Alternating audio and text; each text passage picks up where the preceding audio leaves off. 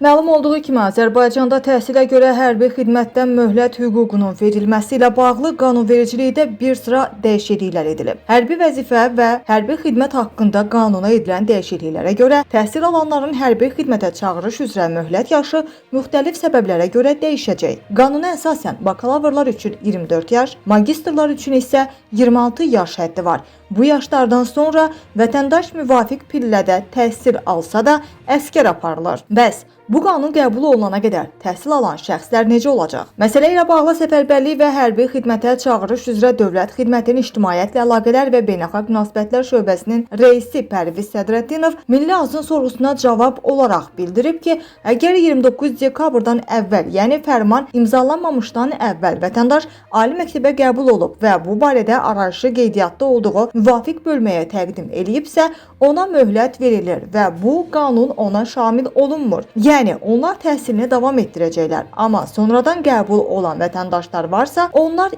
yaş limitinə uyğun olaraq hərbi xidmətə cəlb olunacaqlar.